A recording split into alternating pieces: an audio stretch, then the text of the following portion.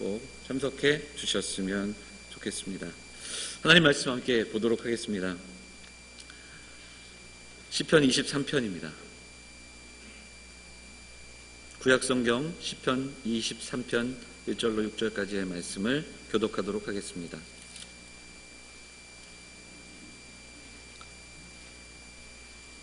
구약성경 818면 시편 23편 1절로 6절까지의 말씀을 교독하도록 하겠습니다. 여호와는 나의 목자시니 내게 부족함이 없으리로다.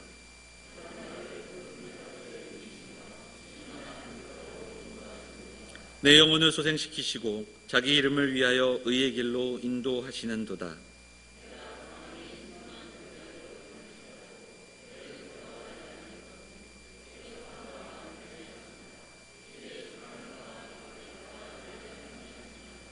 주께서 내 원수의 목전에서 내게 상을 차려주시고 기름을 내 머리에 부으셨으니 내 잔이 넘치나이다.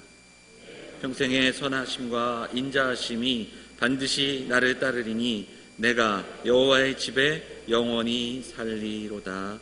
아멘. 글로리아 찬양대 찬양 우리 함께 나누도록 하겠습니다.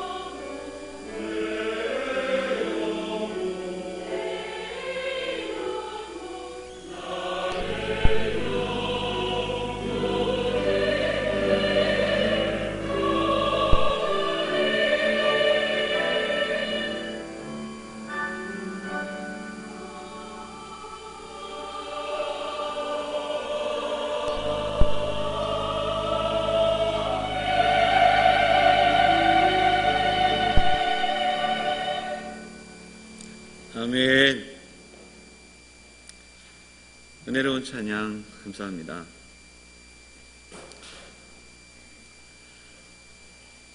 날씨가 정말 춥지요.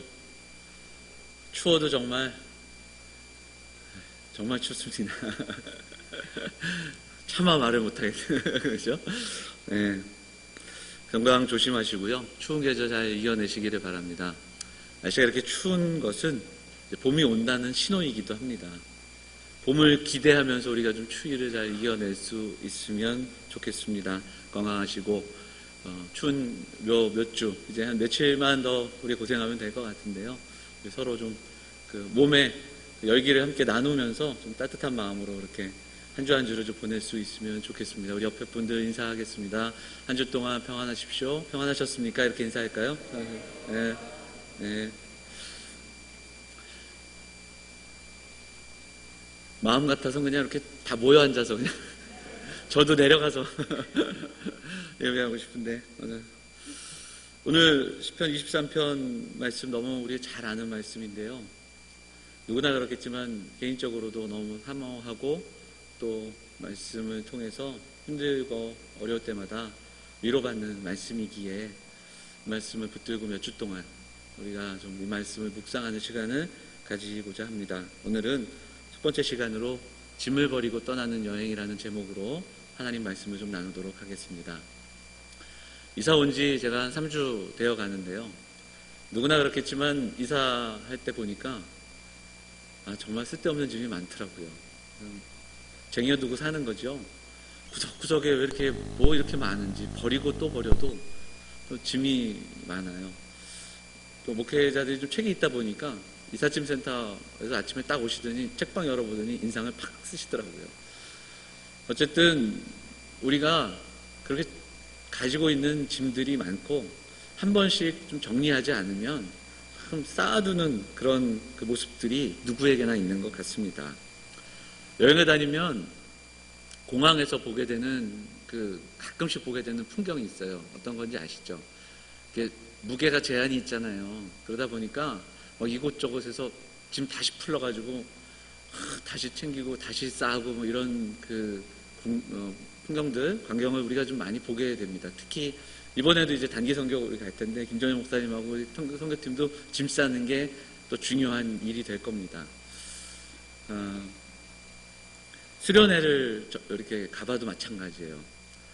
청년 때 수련회 가면 형제들은 3박 4일 가도 짐이 없습니다. 심지어는 정말 아무것도 안 가고 오는 형제들도 있습니다. 그런데 자매들은 이만한 짐에 드라이와 화장품 가방과 하여튼 그 안에 뭐가 들었는지 모르겠지만 어쨌든 수련회 3박 4일 가는데 그래도 이삿짐을 가지고 오는 자매들이 가끔씩 있는 것을 보게 되지요. 그렇게 우리가 짐을 많이 싸가지고 다닙니다. 한번 그런 생각을 해봤어요. 한번 생각해 보시죠. 어떤 사람이 조깅을 나가는데 처음에 간편한 복장으로 나가다가 갑자기 생각해 보니까 휴대폰을 놓고 간단 말이죠. 중요한 전화가 올 거야. 휴대폰을 챙깁니다. 날씨가 쌀쌀하니까 올 때 입을 만한 또 얇은 잠바를 또 하나 챙깁니다. 또 나가다가 갑자기 생각하니까 음악을 들으면서 뛰면 좀 어떨까 하는 생각에 이어폰을 또 챙깁니다. 또 이제 나가다가 다시 생각합니다. 올 때 음료수 한 잔 마시려면 카드라도 하나 갖고 나가야지. 이렇게 하나씩 챙기다 보니까 나중에는 뛸 때 불룩해지는 그런 모습을 한번 상상해 보세요. 우리 인생에서요, 수많은 짐들이 있는데 필요한지 불필요한지는 나중에 알게 되는 경우가 굉장히 많다라는 겁니다. 그래서 조깅하려고 나갔던 사람 한 10분 정도 20분 달리다가 실렁실렁거리는 그 짐 때문에 뛰지 못하게 된다면 참 우스운 모습이지 않겠습니까? 당장 내일 그리고 지금 중요하지 않더라도 미래를 위해 또 꼭 가지고 있어야만 될 것 같아서 우리가 품고 가는 그리고 어쩔 수 없이 지고 가는 그런 짐들이 있습니다. 그러다가 그 짐 때문에 더 이상 나가지 못하고 쉬어야 하고 또 앉아야 하고 때로는 그것 때문에 주저앉아야 할 때가 있다라는 겁니다. 무게를 감당하지 못하는. 그래서 찬송가 가사처럼 무거운 짐을 나 홀로 지고 견디다 못해 어떻게 합니까? 쓰러집니다. 하나님이 주신 삶을 살아가고 있습니다. 저와 여러분이. 그리고 우리가 하나님 나라를 살아갈 때 우리는 이 짐을 줄이는 훈련이 필요한 것 같습니다. 가벼운 차림으로 나서는 훈련이 필요하다는 겁니다. 왜냐하면 저나 여러분이나 우리 모두가 우리가 지고 갈 수 있는 무게는 한계가 있기 때문입니다. 오늘 다윗의 고백, 우리가 많은 분들이 암송하고 있는 이 고백을 우리가 묵상하면서 우리가 함께 말씀 붙들고 우리의 짐을 좀 줄여가는 그런 훈련 앞으로 나아가는 시간이 될 수 있었으면 좋겠습니다. 말씀 기억하면서 우리가 몇 주 동안 예배에 대해 나누지 않았습니까? 어떻게 우리가 그럼 예배자로 살아갈 수 있을까? 이 질문이 각 사람에게 필요합니다. 또한 제가 여러분들에게 저 여러분이 좋은 신앙인이 되자 말씀드리지 않았습니까? 그러면 우린 또 한 걸음 더 나가야 됩니다. 어떻게 하면 우리가 좋은 신앙인이 될 수 있을까? 이것이 끊임없이 예배 앞으로 나오는, 말씀 앞으로 서는 우리 스스로를 향한 질문, 말씀을 향한 질문이 되어야 할 줄 믿습니다. 다시 한번 어떻게 예배자로 어떻게 좋은 신앙인이 될 수 있을까를 이 말씀을 통해서 우리가 좀 생각할 수 있는 시간이 되기를 원합니다. 시편은 다윗이 참 많은 시를 썼고 그 외에 솔로몬과 모세의 시편도 있는 것을 보게 되는데 이 시편 23편은 다윗의 시로 알려져 있고요. 중요한 것은 이것이 언제 쓰여졌는지는 정확하지 않다라는 겁니다. 많은 학자들이 언제 쓰여졌을까를 연구하면서 같이 공통적으로 이야기하는 것은 다윗의 삶 자체가 평안한 날이 많지 않았기에 힘들고 어려운 가운데서 쓰여졌던 시일 것이다. 젊을 때 쓰여졌을까? 나이가 많이 들어서 쓰여졌을까? 이 문제를 놓고도 설왕설래하지만 결국은 나이가 좀 더 들어서 노년에 쓰여진 시가 아니겠는가, 이렇게 우리가 많이들 해석을 합니다. 그렇다면 힘들고 어려울 때 쓰여졌던 시라면, 그리고 또 이후에 노년에 쓰여진 시라면 참 이 시가 우리에게 주는 바는 더 귀한 묵상이 될 겁니다. 힘들고 어렵고 다윗의 삶을 돌아보면 다윗은 계속적으로 힘들었습니다. 기름 부음 받고서도, 그리고 왕이 되고서도, 이후에 왕이 돼서 평탄한 삶을 살아갈 것 같음에도 불구하고 그의 주변에, 그리고 그의 자녀들로 인해서 끊임없는 힘듦과 아픔의 시절을 보냈던 것을 우리가 알게 됩니다. 그리고 그 모든 상황들 속에서 고백되어지는 이 고백은 이제 우리가 오늘 살펴볼 1절의 말씀으로 연결이 됩니다. 여호와는 나의 목자시니. 이 한 구절만으로도 우리에게 주시는 바, 놀라운 선포와 고백이 담겨 있는 줄 믿습니다. 다윗이 오늘 이야기하는 이 목자라는 단어는 하나님에 대한 자신의 분명한 신앙 고백을 하고 있는 겁니다. 목자는 이스라엘 사회에서 복합적인 의미를 지니고 있었습니다. 우리가 잘 아는 목자, 목자의 중요한 역할은 뭘까요? 양을 보호하는 보호자의 역할이고요. 또 인도하는 가이드의 역할을 하고 있었습니다. 맹수로부터도 보호하고 풀밭으로 이끄는 거죠. 그리고 안전한 곳으로 이동시키는 역할을 했습니다. 이 목축적인 문화 배경을 넘어서 이 목자는 이스라엘 배경 속에서는 지도자라는 의미가 담겨져 있습니다. 그리고 더 나아가서는 왕에 쓰여졌던 그 칭호, 왕에게 적용되었던 용어이기도 하다라는 거죠. 그래서 이 고백 속에서는 단순히 들에서 양을 치는 목자에만 제한된 것이 아니라 하나님을 향한 신뢰, 그리고 하나님을 향한 고백이 담겨져 있습니다. 여호와 하나님이 내 인생의 필요를 채우시고 좋은 길로 인도하시고 나를 지키시는 나의 왕이십니다라는 고백까지도 나아가고 있다라는 내용입니다. 23편에 나오는 푸른 초장, 쉴만한 물가로 인해 오늘 시인이 기뻐하고 있는 것이 아닙니다. 푸른 초장이 있기 때문에, 쉴만한 물가를 경험했기 때문에 기쁘고 부족함이 없는 게 아니라는 거예요. 짧지만 분명한 선포는 1절에서 시작됩니다. 무엇입니까? 여호와가 내 목자이시기 때문이다라고 분명히 시작하고 있습니다. 인생의 짐을 줄이는 방법이 여기서 우리에게 한 가지 분명하게 선포됩니다. 그것은 내 인생의 목자가 누구인가에 달려있다라는 겁니다. 내 인생의 주인이 누구인가에 달려있다라는 이야기를 우리에게 들려주고 있습니다. 내가 주인으로 사는 인생은 짐이 늘어날 수밖에 없습니다. 하나님이 우리의 주인이심을 고백하고 내 인생의 목자 되심을 인정하고 살아갈 때 우리가 가볍게 그리고 맡기며 나아갈 수 있다는 것을 묵상할 수 있습니다.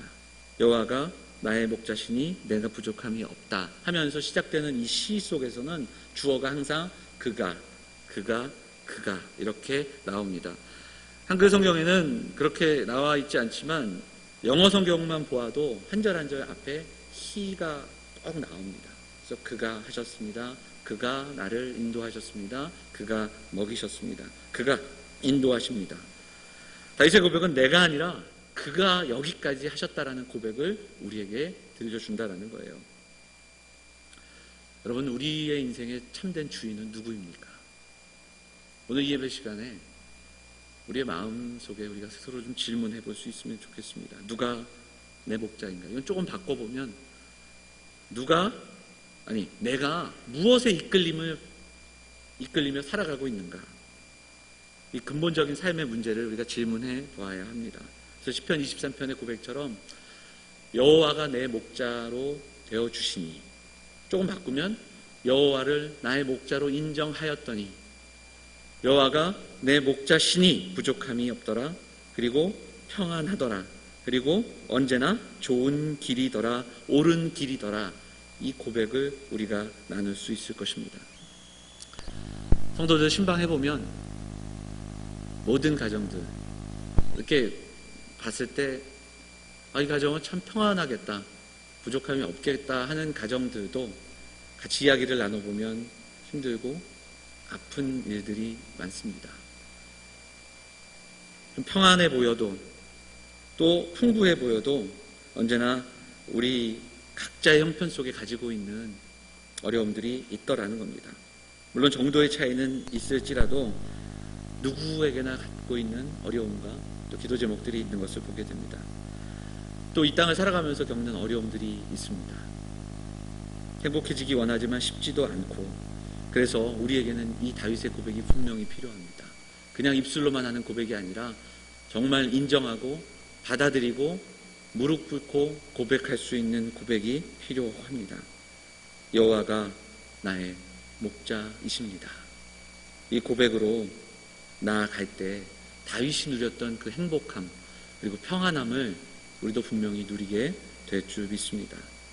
오늘 말씀 우리가 다시 한번 붙잡고 묵상하고 고백하면서 우리의 삶 가운데 다윗의 고백이 나의 고백이 되고 다윗의 평안함이 저와 여러분의 평안함이 되는 은혜가 충만하시기를 주님의 이름으로 축원을 드립니다. 오늘 우리가 내려놓을 수 있는 짐이 무엇일까? 두 가지만 좀 함께 묵상했으면 좋겠습니다. 첫 번째는 다윗의 그 고백 속에서 우리가 볼 수 있는데요. 첫째는 부족함이 없다라는 고백을 우리가 주목할 수 있기를 원합니다. 우리가 갈망과 갈급함과 또 더 채워지고자 하는 욕망을 내려놓을 수 있다, 이렇게 해석해 볼 수 있겠습니다. 가지려는 것, 소유하고픈 것, 끝없이 채워지지 않는 삶이 우리의 노력이 아니라 다른 것으로 채워지는 놀라운 은혜를 경험하는 삶입니다. 이 말씀은 현상적으로 우리의 삶이 채워지는 게 아니에요. 배가 고픈데 빵이 생기는 게 아니고 지갑이 비웠는데 이 지갑이 채워지는 게 아닙니다. 부족함이 근원적으로 만족함으로 바뀌는 은혜입니다. 부족함이 아니라 만족함으로 바뀌는 은혜. 여러분, 도둑질을 안 하려면 어떻게 해야 될까요? 도박하는 사람이 도박을 안 하려면 어떻게 해야 될까요? 손을 자른다고 하잖아요, 심지어는. 근데 그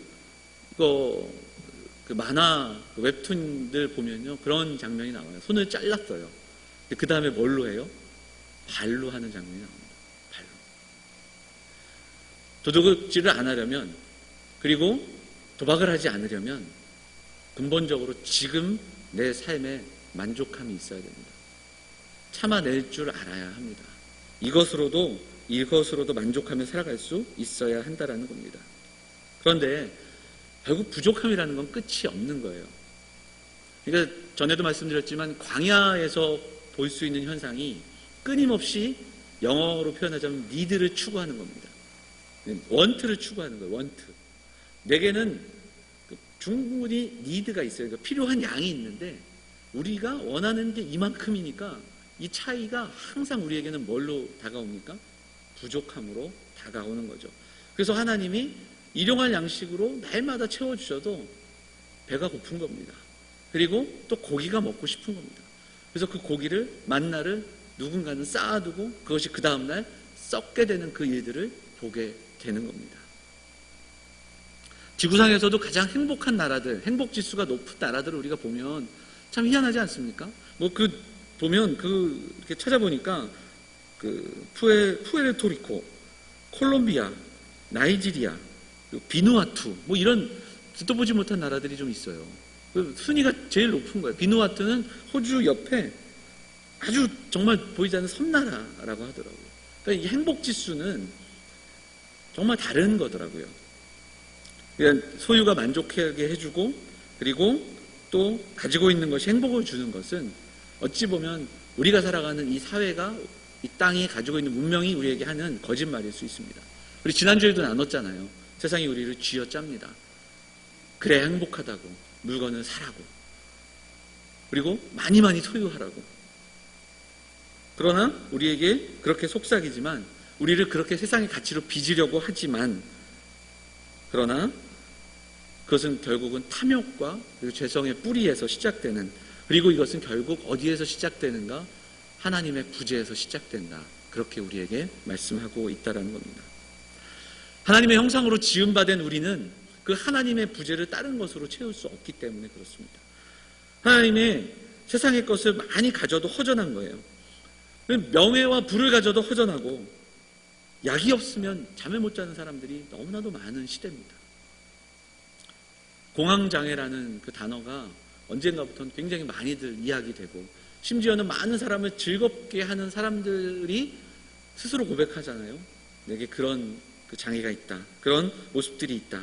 알 수 없는 허무함, 공허함, 그리고 알 수 없는 목마름의 증세가 분명히 우리 내면적인 가운데 근원적인 증세로 나타나고 있다는 겁니다. 전도서 5장 10절을 보면 이런 말씀이 있죠. 은을 사랑하는 자는 은으로 만족하지 못하고 풍요를 사랑하는 자는 소득으로 만족하지 아니하나니 이것도 헛되도다. 은으로 만족하지 못하고 그리고 소득으로 만족하지 못합니다. 인간의 욕심이 우리가 원하는 것이 너무나도 커져가기 때문입니다. 그렇게 성경은 말씀하고 있습니다. 사도 바울은 이 이야기를 빌립보서에서 우리에게 들려주고 있습니다. 바울이 고백하는 고백이 있죠. 자, 우리 한번 빌립보 4장 한번 읽어볼까요? 같이 한번 읽어보겠습니다. 시작. 내가 궁핍함으로 말하는 것이 자족하기를 배웠노니 나는 비천에 처할 줄도 알고 풍부에 처할 줄도 알아.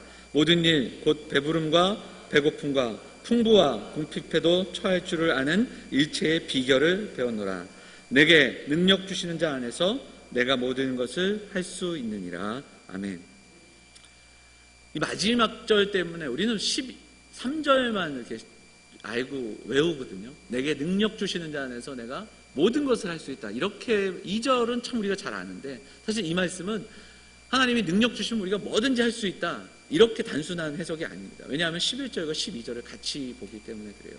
이것은 하나님으로 만족할 수 있는 사람만, 그러니까 하나님 때문에 풍요함, 하나님이 주시는 그 풍성함과 만족함을 누린 자만이 고백할 수 있는 고백이라는 것을 우리는 오늘의 말씀, 이 빌립보서 말씀을 통해서 보게 됩니다. 만족해 하시는 여호와, 만족해 하시는 하나님의 이름은 성경에도 나옵니다. 하루하루 우리가 살아가는 그 삶에 염려가 있습니다. 그러나 우리에게는 여호와 이레의 하나님이 있습니다. 준비하시는 하나님이 우리에게 있다라는 겁니다. 예비하시는 하나님. 너무나 커다란 도전에 직면해서 너무나도 불안한 마음으로 살아갑니다. 여호와 샬롬의 하나님을 우리가 만나야 합니다. 평강을 주시는 하나님을 경험해야 됩니다. 치료하시는 하나님, 우리 연약함과 우리 육신 아픔 앞에 여호와 라파의 하나님이 우리를 만나 주십니다. 또한 우리의 삶 가운데 깃발이 되어주시는 승리 하나님 여호와 니시 하나님이 또한 우리를 만나 주십니다. 사랑하는 영암의 성도들이 오늘 여호와가 나의 목자시니 이 고백 앞으로 나아가면서 우리도 사도 바울이 했던 그 고백으로 나아갈 수 있기를 간절히 소망합니다.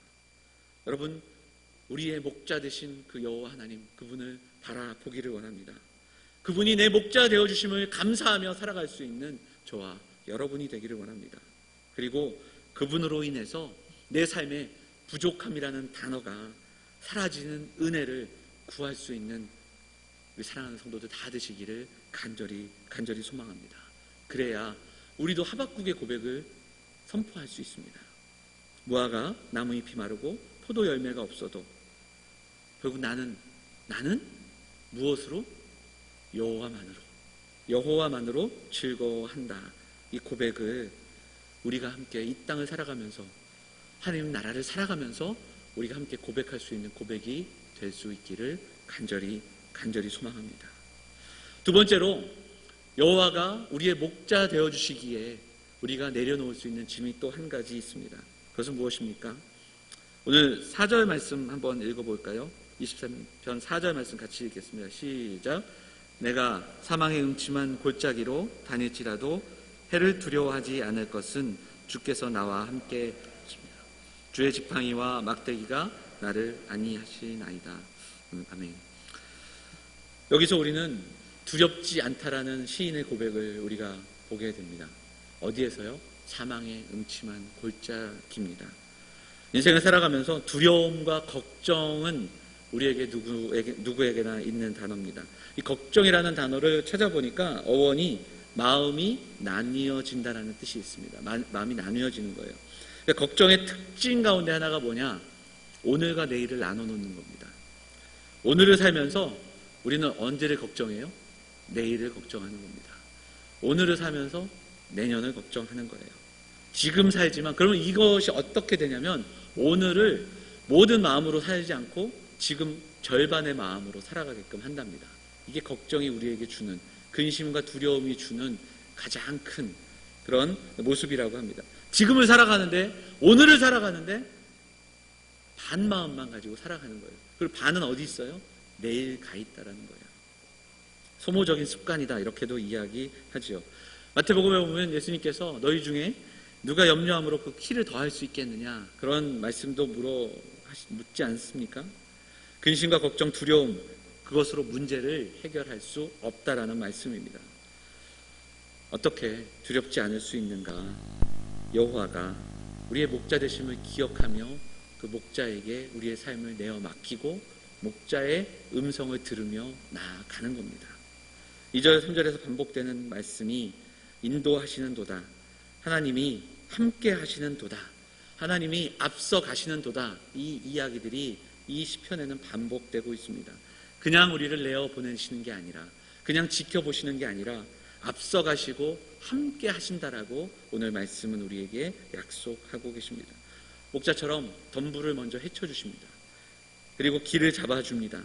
새 길을 여시면서 먼저 가서 옥토를 만드시고 또 쉴만한 물가를 찾고 계시는 그 목자의 모습을 시편 23편은 우리에게 그려주고 있다라는 겁니다.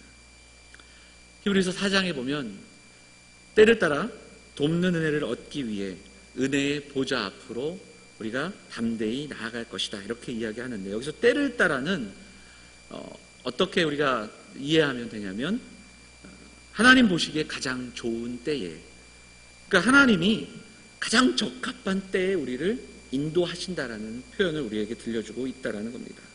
하나님이 가장 적합한 하나님의 때에 우리를 인도하고 계시다. 마태복음 6장에 보면 그러므로 내일 일을 위하여, 우리 함께 읽어볼까요? 같이 읽겠습니다. 시작. 그러므로 내일 일을 위하여 염려하지 말라. 내일 일은 내일이 염려할 것이요 한날의 괴로움은 그날로 족하니라. 근데 여기서 보세요. 내일 일은 누가 염려해요? 내일이 염려하는 거예요. 그러니까 오늘 내 마음이 내일까지 갈 필요가 없는 겁니다. 오늘을 온전한 마음으로 살아갈 수 있어야 한다는 거예요. 이걸 좀 더 바꿔보니까 이렇게 번역하고 있습니다. 오늘 주신 힘은 그 힘을 가지고 오늘의 문제에 전력하라. 내일 벌어질 문제는 내일 씨름할 수 있다. 오늘의 힘은 오늘을 위해 써야 한다. 이렇게 번역을 하고 있다라는 겁니다. 가만 생각해 보세요. 여러분 왜 걱정하고 있을까요? 오늘 먹을 것 때문에 걱정하는 사람 별로 없어요. 내일 먹을 걸로 걱정합니다. 아니, 내년 먹을 거, 우리의 자녀들이 먹을 것 때문에 걱정하는 사람들이 더 많다라는 겁니다. 내일, 내년의 일, 앞으로 이루어야 할 많은 일들, 어려움을 놓고 안타까워하는 우리의 모습들, 우리에게는 계획하고 준비하는 삶이 필요합니다. 그럼에도 불구하고 하나님의 사람들은 오늘을 우리에게 주신 선물로 삼아 날마다 한 걸음씩 한 걸음씩, 그리고 그 길을 인도하시는 하나님의 인도하심을 믿고 나아가는 그 발걸음이 있어야 할 줄 믿습니다. 내 가는 길 다 알지 못하나 한 걸음씩 늘 인도하옵소서.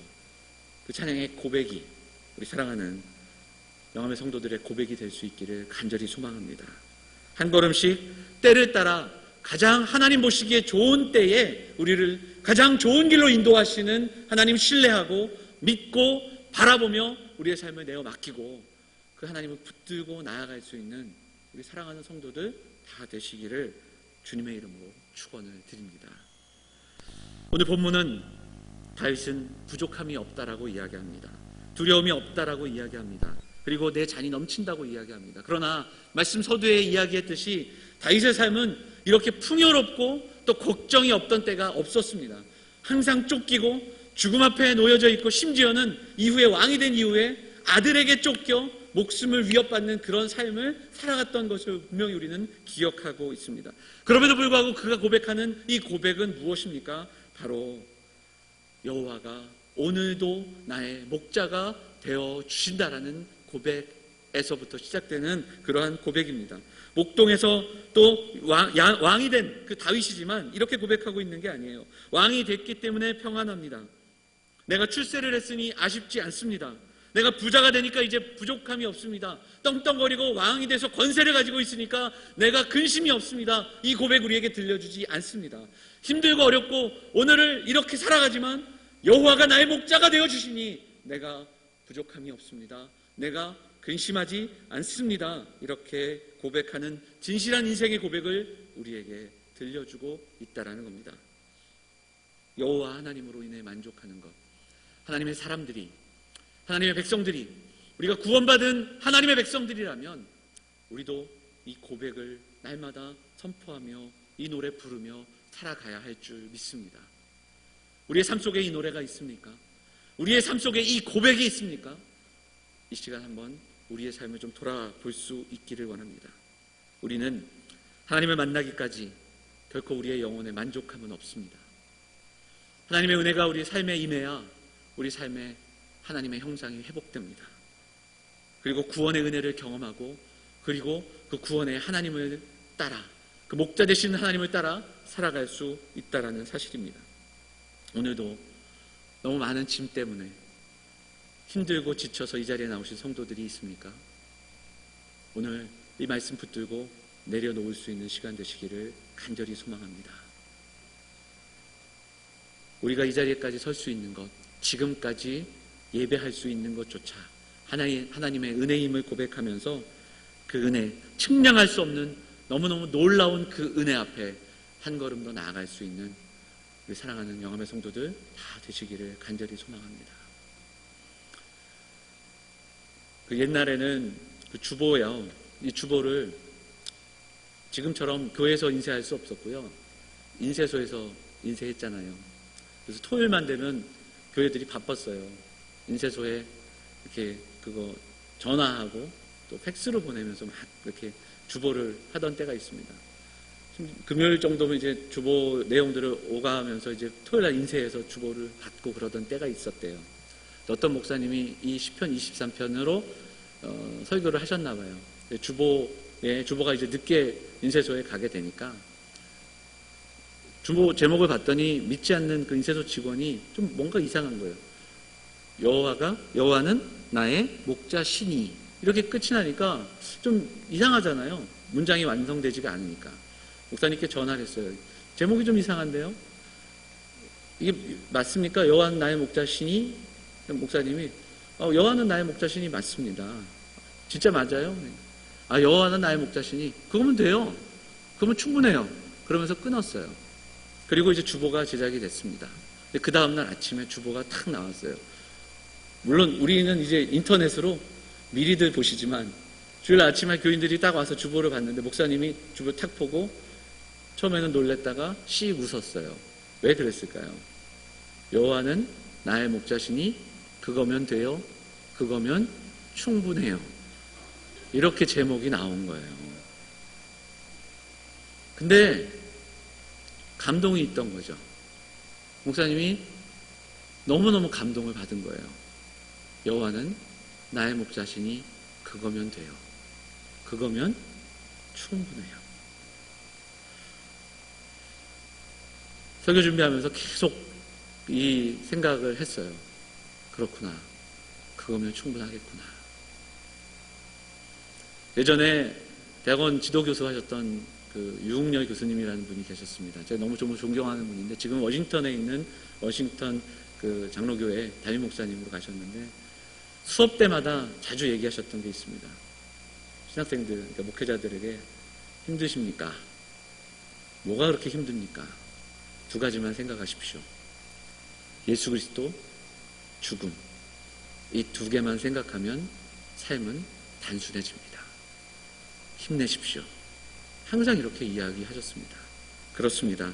예수 그리스도, 죽음 그리고 예수 그리스도. 오늘 이 시간 우리가 좀 더 담대함으로 이 땅을 향하여 선포하며 나아갈 수 있기를 바랍니다.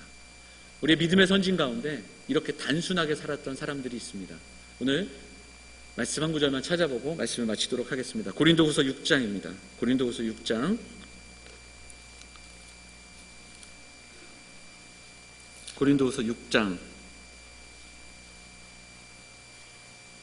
9절과 10절 같이 읽겠습니다. 6장 9절과 10절 같이 읽어볼까요? 같이 읽겠습니다. 무명한 자 같으나 유명한 자요, 죽은 자 같으나 보라 우리가 살아있고, 징계를 받은 자 같으나 죽임을 당하지 아니하고, 근심하는 자 같으나 항상 기뻐하고, 가난한 자 같으나 많은 사람을 부요하게 하고, 아무것도 없는 자 같으나 모든 것을 가진 자로다. 아멘. 누구의 이야기입니까? 초대교회 성도들의 이야기입니다. 무명한 자가 유명한 자로 살았습니다. 근심하는 자가 되어야 할 텐데 기뻐하는 자로 살았습니다. 아무것도 없는 자 같지만 모든 것을 가진 자로 살았던 사람들, 바로 초대교회 성도들이었습니다. 이것이 어떻게 가능했겠습니까? 예수 그리스도 이 땅에 오셔서 기꺼이 우리를 위해 십자가 앞으로 나아가 주신 예수 그리스도, 십자가와 부활, 그것만 생각하면 인생은 단순해질 수 있었기 때문입니다. 오늘 이 아침에 우리가 다시 한번 하나님의 말씀 앞으로 나아가 우리를 위해 길을 내시고 우리를 그 자녀 삼아주신 하나님의 은혜와 예수 그리스도의 십자가를 기억하면서 우리도 이렇게 나아갈 수 있기를 소망합니다. 우리도 그렇게 살아야 합니다. 무명하지만 유명한 자로, 아무것도 없는 자 같지만 모든 것을 가진 자처럼 살아갈 수 있습니다. 왜 그렇습니까? 여호와가 우리의 목자 되어주시면 그거면 충분하기 때문입니다. 예수 그리스도 그분이 우리의 목자가 되어주시면 그거면 충분하기 때문입니다. 이 아침에 말씀 붙들고 우리가 함께 가슴에 새기고 기도하며 삶의 자리로 한 걸음 더 담대히 나아갈 수 있는 우리 사랑하는 믿음의 성도들 다 되시기를 주님의 이름으로 축원을 드립니다. 우리 말씀 내려가면서 함께 좀 찬양 한 곡 하고요, 기도하겠습니다. 370장 우리 1절만 우리 같이 찬양할까요? 찬송가 370장 우리 1절만 우리 같이 한번 찬양하고 기도하도록 하겠습니다.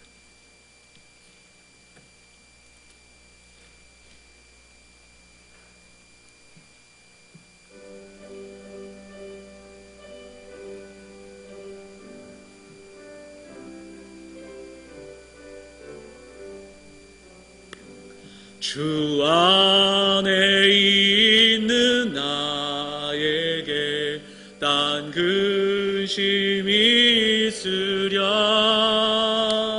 십자가 밑에 나아가 내 짐을 주님을 찬송하면서 할렐루야 할렐루야 내 앞길 멀고 험해도 나 주님만 따라가리. 주님을 찬송하면서 주님을 찬송하면서 할렐루야 할렐루야 내 앞길 멀고 험해도 나 주님만 따라가리. 우리 함께 기도하겠습니다. 우리의 인생의 목자가 되어주신 하나님 감사합니다. 하나님 은혜에 만족하며 살아가는 인생 되게 해 주십시오. 날마다 목자의 음성을 들으며 담대함으로 나아가는 우리가 되게 해 주십시오. 우리의 가정 되게 해 주십시오. 우리 같이 잠시 동안 마음 모아 기도하도록 하겠습니다. 같이 기도하겠습니다. 하나님 아버지, 하나님 우리의 목자가 되어 주셔서 감사합니다. 성도들의 삶 속에 하나님이 목자 되어 주시니 하나님 그거면 충분합니다. 이 고백이 오늘 우리의 고백 되어질 수 있도록 인도하여 주옵소서. 날마다 살아가며 겪는 수많은 어려움들 속에 하나님 무너지고 주저앉지 않기를 원합니다. 가정에 어려운 일이 있을 때 다시 한번 이 말씀 앞으로 나아가는 우리 성도들 될 수 있도록 인도하여 주옵소서. 다윗의 고백이 우리의 고백 되게 하여 주옵소서. 인생의 짐을 내려놓고 무겁고 힘든 짐 앞에 눌리는 인생이 아니라 가벼운 차림으로 오늘을 살아가는 우리의 모습들 되도록 하나님 인도하여 주옵소서. 하나님 은혜를 허락하여 주옵소서. 힘을 주시옵소서. 사랑과 은혜가 풍성하신 하나님 아버지, 오늘도 함께 예배하며 하나님의 은혜를 구하는 성도들 하나님 함께 하시고 새 힘을 부어 주시옵소서. 우리의 삶 가운데 무거운 짐을 가지고 나온 성도들 하나님 붙들어 주시고 이 말씀 기억하며 하나님 주시는 위로를 힘입어 다윗의 고백이 우리의 고백 되어지게 하시고 목자 되시는 그 하나님 앞으로 나아가는 사랑하는 성도들이 다 될 수 있도록 하나님 인도하여 주옵소서. 지친 그 모습들, 어렵고 힘든 그리고 두려운 짐을 내려놓고 온전히 하나님 주시는 만족함으로 하나님 주시는 평안함으로 살아갈 수 있는 사랑하는 성도들이 될 수 있도록 하나님 인도하여 주옵소서.